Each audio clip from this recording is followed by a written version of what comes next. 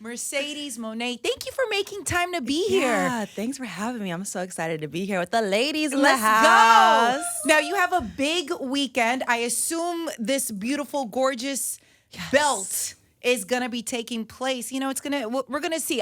Right now, it belongs to you. Right, it does. So what is happening this weekend? So this weekend, I'm about to make history this Sunday at Forbidden Door. Not only is my TBS title on the line, the girl that I'm wrestling, Stephanie Vaquer, who is the New Japan Strong Women's Champion, her title is on the line. So one of us is going to be walking out this Sunday as double champion, but that's going to be me. So let's already start the hashtag 2beltsmoney, because that's what I'm going to bring home. Now, you and Stephanie, listen, I saw the slap. I'm going to be honest. I saw you slap her. Does your hand still hurt? It hurts a little bit. It's still tingling a little bit. Wow. Yeah, I broke a little nail, too. I had to get them redone. Okay, wait. So when you slapped her, I mean, do you ever feel bad? Never. I did not feel bad whatsoever because not only did I slap her, I flew all the way down to Mexico to her country. Really, she's from Chile, but she runs Mexico. Went to her arena, the most famous arena in Mexico, Arena Mexico, that's been around for 90 years, and just let her know that I am the CEO and I am coming for that title that was meant to be mine. Now, you already beat her. I beat her last year. We had a tournament last year for the New Japan Strong title, the title that she holds now. Right. And Willow won that title last year, but we were the opening match for the tournament, and we had instant chemistry. We don't speak the same language, but the same language of wrestling.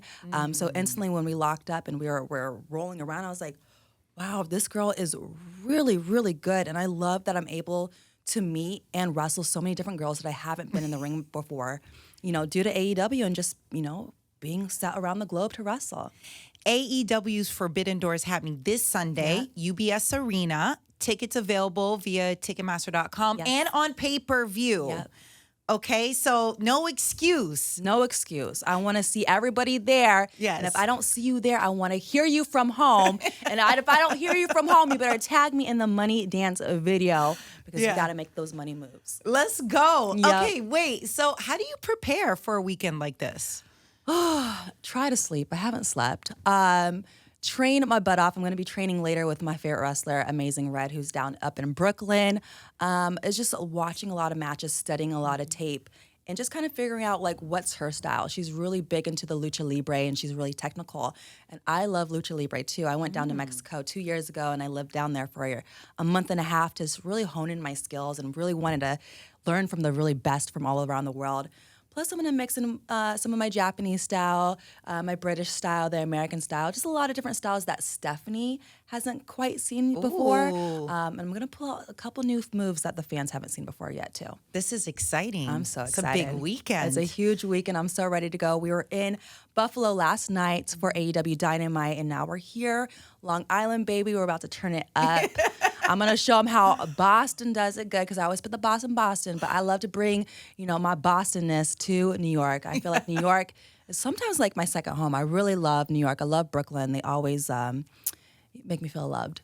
So you're proud to be from Boston. Are you still relishing in a moment for the Celtics right now? Absolutely. I still have my Celtics wig in a bag ready to put on at any point. If any New Yorkers want to yell at me, I'll whip out that wig. I'm going to put it on and we'll take a picture. Did you ever have any doubts about them winning? None Nothing whatsoever.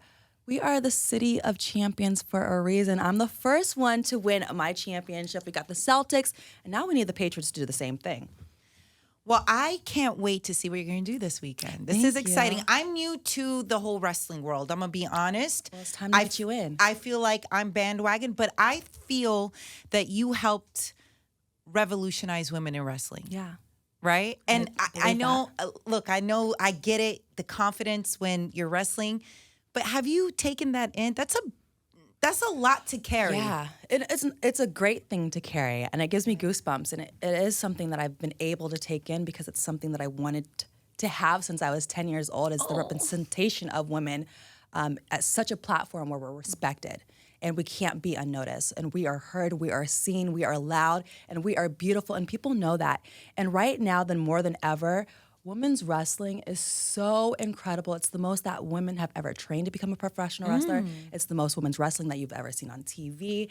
And now I get to make history this Sunday hopefully capturing 2 titles. That's more history in the game. But yeah, it's such, I don't have as pressure because it's something that I love to do, and I just want to make this as global and revolutionized for women that I can. Yeah, it's amazing. So when you go this weekend, do you take the belt with you? Like everywhere, everywhere. I get stopped at every single airport through TSA. Yeah. They read that little TBS through the little security thing, and I'm like, yes, it's a title. They're like, we want to pull it out. I'm like, do you have to? I got 5 minutes to catch my flight, but let's go. Fine, let's do it. I'll never show up at the airport on time. I'm sick of it, but yeah, they always stop me. They pull it out. So let's see what's going to happen when I have 2 titles now. Ooh. My bag's going to be a lot heavier. They're definitely going to want to pull those out and be like, can I get a double picture? I'm like, dang, guys. Do they fine.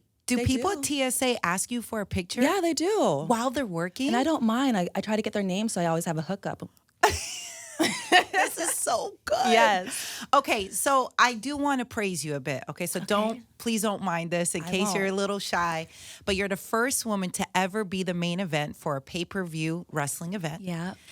12-time championship holder. Thank you. 7 world titles. Yeah. And you're the only woman to hold championships in all 3 wrestling companies. Wow. That's crazy. Come on. That's crazy. It's crazy to me. Can I also add I'm the first ever African woman to main event a WrestleMania too, which was WrestleMania 37. And 37 has always been my angel number since I was 13 years old. So it's crazy how you manifest your dreams. I remember being 10 years old and dreaming about being a wrestler and being the greatest women's wrestler and changing the definition of what it was to be a woman in wrestling. We used to be called divas, and now we are superstars because we are just like the men, but even better. Right, yes. So to be a part of this history-making moment in just the world of wrestling, knowing that I am like one of the forefronts of helping it grow and helping put it on the map, it's beautiful because it's like, Mercedes, you are really going out there and chasing your dreams and going after everything you want, and I will never take no for an answer. Okay, wait. So repeat what was just said right now, Mercedes. So apparently, Kevin said I'm the youngest Raw and SmackDown Women's Champion. Raw champion and youngest SmackDown champion. And probably NXT too. Come on. Who knows? Oh, there's younger girls. Oh, she was younger than me. But yeah. But that's a minor title. Yes. Right. World titles. Right. These are big. They're huge. 2 different belts. Hello. There's a lot of accolades. Just go to Wikipedia and you can find them out. Well, we never know. Wiki sometimes doesn't have all the information, That's true. but I think it's just as beautiful to see that your team care just as much as you. They support me so much. They're the ones that tell me I'm a champion every day. Yeah. I don't even have to bring the belt because I know it. They just tell me. I'm like, thank you. Every day. Wake up. Tell me how great I am. What's up? Talk to me a little bit about when you first fell in love with wrestling. Ooh, I fell in love with wrestling when I was 10 years old. I was living in Iowa. We had no cable, no money, no nothing. And I just remember scrolling through the channels, just going through. I'm like, okay, I see wrestling's on. I'm like, what is this? My mom came into my room, was like, turn that off. This is terrible, blah, blah, blah. You don't want to watch wrestling. I'm like, okay. So I turned it off. I went to my brother's room the next door. I'm like, let's watch this. And I was just instantly hooked. It's like a light came into my heart and my soul. And I was like, yeah, all your other dreams that you had when you were a little kid are out the door. You're going to be a professional wrestler. That very moment I watched, I was like, this is your sole purpose. This is what you're supposed to do. And ever since I was 10, the moment I laid my eyes on wrestling, I had nothing but wrestling dreams, 24 hours, daydreams, night dreams, writing my goals every single day of what I wanted to do in the ring. I knew from the moment I saw it that this is what I was going to be. So here I am. Do you remember who was wrestling at that time when you first saw this? Yeah, it was Eddie Guerrero. I saw him. I was just like, there's just like a connection. And he's the reason why I wanted to be a professional wrestler. I wanted to be the female version of him. And I always wondered, like, how can women be wrestlers? Where do you start to train? Right, Blah, blah, exactly, blah. yeah. So you go on the internet, you look up stuff, you're like, oh, there's actually wrestling schools, and wait, there's more wrestling companies, not just WWE. Right. And I watched All Japan Pro Wrestling, All Japan Women Pro Wrestling, an amazing wrestling company back in the 90s, an only woman show. And these women, like, my mouth is to the floor. I was like, no way can women legit wrestle better than the men. And we're going back from the 90s. You're seeing moves to these days that the guys take from the girls back from the 90s and do right now. That's how creative, that's how unique they were. They were on such a league of their own, but they were really the ones that let me know women can do this too.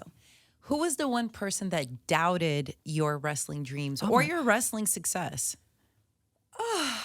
Wow, that many. I can say a list. It gives me goosebumps. First, my family alone. I remember my grandma telling me, I was like, I want to be a wrestler. She goes, you want to be that? Or at Christmas, I'm like, I want an action figure. I'm not going to get you an action figure. She'll give me a Barbie instead. And then years later, they show up to my shows with with a Grandma Boss sign. And I remember my mom not supporting it when I first started. Now she's my biggest fan. She takes me to all my shows. She travels to all my shows. Even my coaches, when I first started wrestling, they told me that I wasn't going to make it, that I was too small, that they rather watch their next door neighbor because I was boring. And I was like, okay. Wow. I'll show you. 2 years later, I got signed by WWE and I've been making history ever since then. So, was there ever a moment that you wanted to quit because it was hard? Listen, that's life, ups and downs. Only within the last 2 years when I was going through leaving WWE, I'm like, should I be done with wrestling? Because this is not fun for me. All this noise is not fun. And then I was like, no, you love this. It's not the noise. It's the noise in the ring. It's the noise when you perform. It's the noise when you go out there with the crowd. It's not this internet noise. It's not the politics. You can work through that. Yeah. There's going to be politics everywhere, and it's how you work through that. And it's really how I grew from a legit boss to a CEO. I wanted to be a CEO of my own life. I wanted to take control of my life and my career. So 2 years ago, I was really questioning myself if I should still do this. And I was like, no, you're amazing, and you still have so much more to give and do that you can't quit on your dreams now. What was the reasoning that you left? There's so many reasonings. Oh, okay. But the biggest thing is just listening to my heart and my soul. Something didn't felt right that day. How we were talked to didn't settle in my heart, and I just instantly knew, like, if I wasn't going to take control of my life right here and now, then I was never going to be happy there by having someone talk to me the way that they do, or feeling like you just don't belong. Like, okay, I've been doing this for 14 years, and to feel like this low, my soul's like, no, get up, go. That's a big decision, though. It was the hardest decision. I mean, WWE was always my dream when I was 10 years old. So to be with that company for 10 years and to walk out was the hardest decision I've ever made in my whole life. But it's now the greatest decision I've ever made, because where I am today, the TBS champion, the highest paid woman in women's wrestling history. Come on. I was going to ask Kev. if that's Thank true. You, Tony. Yes. Thank you, AEW. And I can just go on and on of all these amazing opportunities that have happened since I listened to my heart and just walked out. I walked out of that door and I walked into so many more doors that were open for me. So it's a beautiful thing. When one door closes or when one door they want to push you out of it, just know that there's so many doors, there's so many keys waiting for you to grab to go open those doors and opportunities. So you have to go out there and get it. And know it's okay to be afraid. Yeah. It's okay to be afraid. Right. It's okay to make mistakes, because that's how you grow. That's how you learn. And these past 2 years is where I've grown the most, and it's the most fulfilling feeling in the world, knowing that I made mistakes, but how I overcome them and where I am today, because I feel the greatest I've ever felt in my whole life.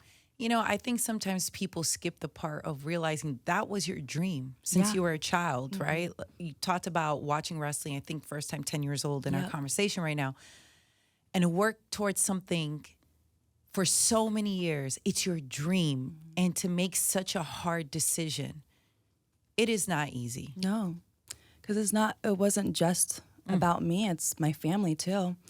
I financially support my brother who has special needs. I financially support my mother. So for 2 years, not having a stable income, I'm still making money thanks for the other doors of opportunities of coming in, but really not knowing what was going to be next and if I was going to fit back into wrestling. And I'm so thankful for a company like AEW and such a beautiful boss and leader like Tony Khan, who saw me for what I am. And he saw me as the best women's wrestler of all time. He worked endless amount of years to try to get me and to get me down. And He finally got me. The numbers were right, the conversations were right, the alignment was right, and the goals were aligned. Yeah. That's the biggest thing. I wanted the goals of what his mission was for AEW and the women's wrestling in AEW, and I wanted him to know how much I care and how much I want to bring to women's wrestling here in AEW. And the alignment was just there, and now here we are making magic. And AEW has only been around for 5 years. And they're creating this much headways, Yes. you know? So imagine A lot of noise. A lot of noise. So imagine the next 5 years. Imagine next year. Because this is my first year. I've only been around for 3 months, and I'm creating so much noise. So I'm just excited to see where AEW grows to, because I'm growing with it as well. What is it about this opportunity that you felt, okay, it's undeniable, I got to be part of AEW? Yeah. It was really the women. I was going back and forth watching the women on both shows, and I've wrestled almost everybody I could in WWE, and these women here in AEW excited me. I got a little taste with Willow last year, and she just blossomed into the superstar overnight, and I had instant chemistry with her, and I'm like, I can go back and wrestle her. That's an easy storyline, and she's so amazing, and I just was watching the women like, these girls are giving me dreams. And I love dreaming about wrestling. I love seeing the visions of what moves do I want to do with the girls, or how do I want to sell something. And I haven't had like visions of wrestling dreams in so long. So for my dreams to come back and to have the visions and the dreams of the AEW girls, that's where I knew. I'm like, yep, the alignment's here. This is the place where I have to be. This is the place I want to be. Yeah. Yeah. I want to stay right there with the dreams. Okay, do you consider yourself, having a good intuition? Oh, very much so. I love this. Yeah. Okay, so I was looking online, and you like crystals. You I love crystals. Yeah. Please enlighten me, because I try to get into it and then I get sidetracked for whatever reason. What is it about crystals, and why? Like, how can I get into it? Where's the starting point with this to learn more? Well, the starting point is just finding the right. Go to a crystal store and just scout and feel where your energy is going, because the crystal will talk to you. And the crystal's in the earth.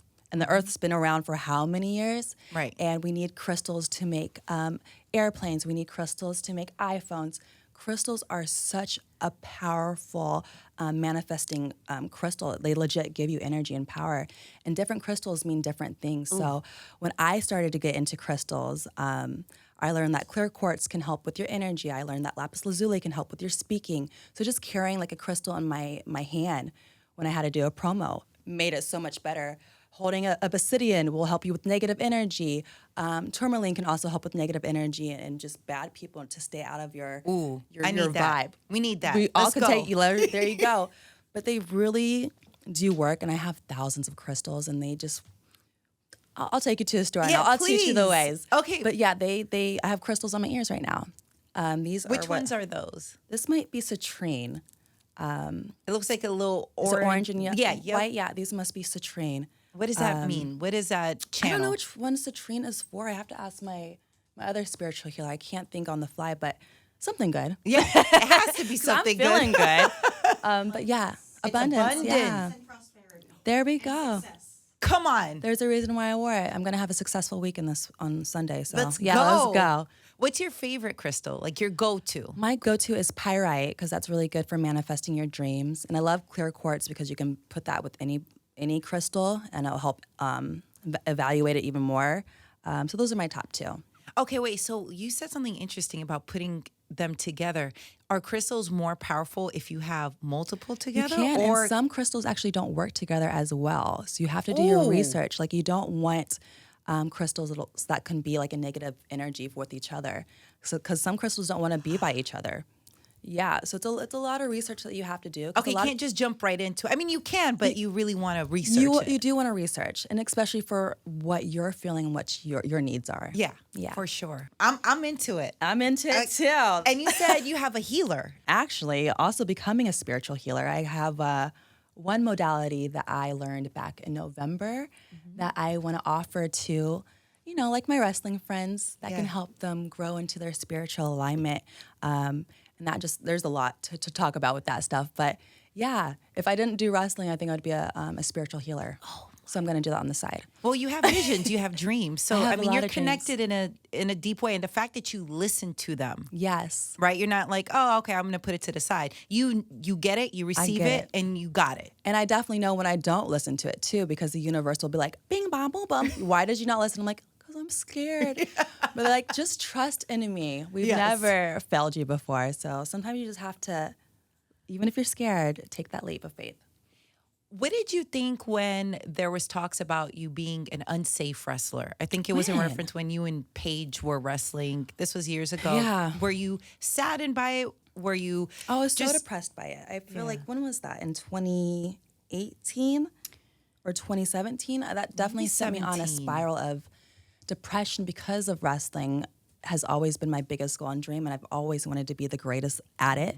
So to hear any kind of noise that people might not think you're safe, or it wasn't even the boys in the back, it's just the fans thinking you're not safe. Yeah. It's scary sometimes, but that's the business that we're in. Yeah. You never know when you're going to get hurt. You never know when you're going to sprain something, break a neck, break a knee. It's the business. Yeah. You have to go out there knowing that you're going to put your life on the line. But we do everything we can to protect each other. And unfortunately, that happened. What's the hardest move that someone's done on you where you felt like, I felt that one? Ooh, I've taken a couple of people's finishers from like really high up, or like if you take something from the top rope, you'll take that impact and you're just like, oh, why did I agree to that? And oh, my back's gonna feel that not just the next day, right now. I've definitely had matches where I couldn't walk for days. Ouch. Yeah. Is this what you signed up for? It is. It is. There's a weirdness that I enjoy about fighting and feeling pain. I don't know. It's weird. It might be mental that you overcome it. Maybe. And I just think I have a really high tolerance of pain too. So I like to show people that I can bring it. I think it's because my whole life people were telling me I was too small or I wasn't going to amount to anything. So it's just like this chihuahua in this pit bull body, because you see how strong my arms are. It's like just letting people know, like, I see the definition. Be cute, I see it. but I bite. How's it been acting and having so much success? Crazy. On Insane. The Mandalorian. The Mandalorian was my first ever acting role. Wait, how? I got that job by doing Hot One interviews. We're eating the spiciest chicken wings. And Jon Favreau, the creator, watched me and told Disney to slide into my DMs. And then I was like, wait, what? No way. And then Disney slid into my DMs, and then they gave me a call, and they said, yeah, Jon Favreau wants to FaceTime you. I was like, no way. What is happening? I know. And then he FaceTimed me like 5 minutes later. I was like, you're FaceTiming me right now? And he's like, I just want to let you know, I loved your personality on Hot Ones, and if there's any chance or possibility, I would love to write a role for you on The Mandalorian. This is crazy. It doesn't matter what character it can be anything. I just want to write a part for you. Little did I know I was actually going to be a Mandalorian, you know? Like, wow. I could have been the frog. I could have been just the rock. But yeah, it's been such an incredible journey to be part of Star Wars, one of the biggest universes in the world. So not only do I get the wrestling universe, I get the Star Wars universe as well. So when I get to do conventions, the cross between the fans of just the love and excitement of what they love is the coolest thing ever. When he FaceTimed you, how did you look? So I was on my way to the beach, and I remember getting a call from my manager, like, turn around, you got to put makeup on. So I rushed home and tried to put a little bit of makeup on. I know I didn't look great. I looked like I was, I just woke up a little bit, but he was just so personable and just so sweet, and I just couldn't believe he wanted to write something for me in freaking Star Wars. I mean, this is really happening. Yeah. This is crazy. It's Did been you amazing. expect all of these doors in so many different paths to open up for you? I mean, thinking about your family doubting your wrestling dreams to then acting and actually really being in the acting world. Not really in wrestling once I had my match in 2015 with Bayley in Brooklyn. Once I had that match, I knew that my work couldn't be denied. I always use the quote, be so good they can't ignore you. Can't be ignored, can't be denied. That part. But acting, I really didn't see coming because I didn't know how those doors of opportunities were going to come, especially always in wondered that. WWE. And I love WWE, but they tried so hard to not make me do The Mandalorian and put me on house shows when I was supposed to film, and it was pulling teeth just to get on that show, just to be a part of that show. So these new doors of opportunity here at AEW, I have all the time in the world to go do acting and more, and Tony will pick me up on the private jet to take me to the shows and back to the other show to film. So it's so beautiful. It's so cool that I get these new doors, and I feel like it's just the universe being like, we want you to be this beautiful superstar that we see you as. And I mean, we know wrestlers who are turned into huge superstars, be it The Rock, Batista, John Cena. Whose career out of theirs would you love?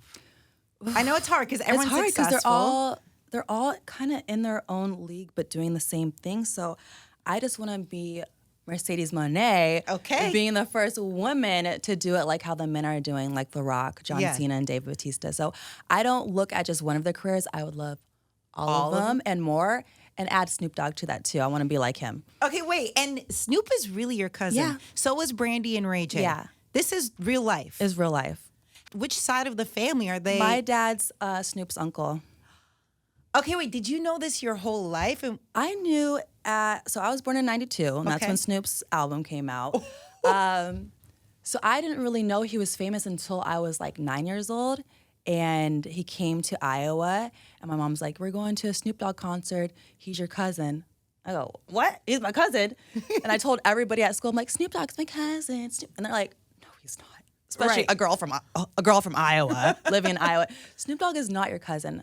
I went to the concert and I told Snoop, no one believes that you're my cousin. He gave me a box of shirts to bring to the school. And the next day, I was like this to my teacher. I'm like, there's one for you. It's signed. And there's student. Here you go. Here you go. And yes, he is my cousin. It was so cool. wait, do you get to see your family? Do you get to hang out? Yeah. Are there family reunions? You see Snoop, Brandy, Ray J? I see Snoop all the time because our bond and our connection was through wrestling. He took me to my first ever WrestleMania when I was 16 years old. And I remember being in his tour bus and he's like, who's that wrestler? And who's that wrestler? I'm like, he's that and that's him and that's blah, blah, blah. And can I get a picture of that guy? And can you take me a picture? He's like, dang, you really love this. I'm like, I want to be a wrestler. Yes. And he goes, if you want to be a wrestler, I believe you. You're going to do this one day. And then fast forward 10 years later, he's walking me down the ramp at WrestleMania 32. He's talking about me in his Hall of Fame speech. He's making my theme song and rapping on it. He's always there anytime I need for support, for any advice. He's the greatest of all time, and I'm so thankful. He's legit blood. Have you ever asked him an interesting question, just like about his journey? Like, I can't imagine just sitting with Snoop, right, and be like, hey, so what happened? Da-da-da-da. Are you asking questions about back in the day? Oh, well, I don't want to ask questions about back in the day with him and Tupac. I'm sure he told that story so many different times. Yeah. But I've had called him before and asked for advice when I've been crying, and he's given me such an incredible advice where I'm just like, if Snoop Dogg knows how to handle the entertainment business, then okay, I got it too. You know, he's been through everything and more, and he's still standing and he's still here, and he's the most iconic man in the world, and he's making money moves, and that's where I'm trying to learn from. I'm trying to make all these money moves just like him. And we've also seen musicians try, enjoy the wrestling world. Bad Bunny, how did you think Bad Bunny did? Oh, he killed it. He killed it. We were on the same WrestleMania as each other. He did amazing.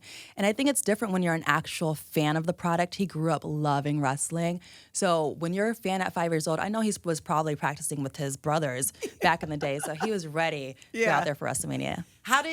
What did you think about Sexy Red? How do you rank that? I don't know. At least she wasn't actually wrestling, but her outfit was cute. Outfits are cute. They're important. It's part of it. That was cute. I love her confidence. I'm going to be honest. Like, there's nothing, like, if she wants to do something, she's going to do it. Yeah. And that alone is so hard. And I think that's so important for anybody. Like I said, don't take no for an answer. Follow your heart and go out there and just be you. Absolutely. Okay, some quick rapid fire questions. If you had to pick one superpower, what would it be? I would like to fly anywhere, go anywhere, like in an instant. And not even flying, just like, what is it when you just go to one place? Kind of teleport. Teleport, okay. Yeah. So I can go to any country I want without going to the airport, dealing with everybody. Yeah. I just want to get there and go have fun. Yeah. Okay. If you're stranded on a deserted island, who are the 3 people that you're going to take with you and the 3 things you must have? Okay. I'm going to take my corgi, Ryu. Oh. I'm going to take my other corgi, Bugs Bunny. Okay. And I'm going to take my third one, Koji. And we're going to have a corgi island. Wait, your husband's not coming? No, just the corgis. You said only 3, right? Only 3. That's it. That's all I need. Okay. What is the key to a happy marriage? I don't know. You have to continue to grow together, I think is the key. That's important. Right? Not grow apart. You have to grow together. That's important, yeah. Because there's so many years in this world and people say, death to us part. You have to know you could live for 90 years, 80 years, so you make sure you guys grow together. That is important. Yeah. And for your husband, who is a costume designer, what would you say has been your favorite design Gear? from him? He's done so many amazing, incredible gear. But I think for me, maybe. Yes, for you. My Sailor Moon gear at the Royal Rumble, because I'm the biggest Sailor Moon fan. Yeah. And I know when I came out, the fans were like, that was like the most attraction for gear that I've ever got before. Like just the reaction alone was like, she's the coolest. And I felt like the coolest. And I also think it was like the anniversary of the Sailor Moon, like for 20 years or something when I did that as well. So it was perfect timing. It was the most perfect timing. I love that gear. And what was the least favorite design that he's done for you? Ooh. And you felt And I was uncomfortable? I was pissed off. I was mad. Yeah. It was Money in the Bank. He made me this disgusting, ugly. Who puts green, yellow, white, and navy together? Yeah. I legit cried and screamed. I'm like, I'm not gonna wrestle good. This makes you look ugly. I hate it. I made him feel so bad. I'm like, this is not what I said. I didn't like all this stuff. And honestly, it didn't make me feel confident when I went out there. I remember doing my entrance and I slipped a little bit. I was like so mad. I hated what I was wearing. Ugh. Yes. Not again. Not ever. Never again. Don't ever put those combos together. Final thoughts. Okay, so when I was coming up, my brothers loved wrestling. And they gave me my wrestling name. Oh, what is it? So tell me how it sounds, okay? You can laugh if it's really stupid. They called me Nessa the Nightmare. Ooh, I like that. Is that good? Nessa the Nightmare. You better put them to sleep. I love that. Is it? How does it rank? It ranks really up there. I like it. Okay. Because there's so many different things you can say. You're going to put them to sleep. You're going to make them go to bed. There's so many little catchphrases you can use with the Nightmare. How did you find your names? Well, they told us to get a piece of paper and write like 100 names. So I remember putting Sasha with a different last name and Banks with a different first name. And they just went into their little database of like, what IP can we get together? And they're like, you're going to be Sasha Banks. And I was like, ooh, I love that name. And then later on, when I was like going through where was I going to be in wrestling, I said, Mercedes, what do you want the most? I said, money. I said, Mercedes, what are you not getting right now the most? I'm like, money. And I said, what changes everything? Money. Yeah. So I said, Mercedes Moné. That's what we're Let's going to be, go. baby. And that's exactly what I got. So when I tell you, manifest for what you want, go do it. When the name change happens, and I'm sorry if it's a stupid question, is it like you can't keep the name in wrestling, or how does that work? When it comes to WWE, they own all of the IP of every wrestler. Got it. And with AEW, I own the IP of my name now. So it's even that's better. amazing. It's beautiful. Oh, there's money all around. It's money going everywhere because money changes everything. And it's happening this weekend. We're going to This see Sunday. you. Okay, so this weekend, it's big AEW's Forbidden Door at UBS Arena. Tickets available. Get them. Ticketmaster.com. And it's okay if you're not out here, tri-state area, you can still watch, still support on pay-per-view. That's right. Okay. I'm so excited for you. Can you not forget about us next time you're in town? I'm always gonna come back. Please stop Can by. those people into my homes that I stop by every time I'm here? Okay. I'm gonna hold you to that. All right, I'm gonna hold you to it too. Last thing, next time you go to Japan, I'm coming with you. It's one of my favorite places in the world. And I'll be back there very, very soon. So grab your bags, got a passport. I got my passport. Let's go. I'm ready to go. I mean, I have a baby, so we're gonna have to figure out childcare. I'm gonna have to be like, husband, watch baby. You can do that for 1 week. You'll be fine. And we're gonna go to Japan. It's time to zen out. Obsessed. Yep. Obsessed Well, thank you so much for making time today. Thank you so much. I appreciate you guys so much. Of course.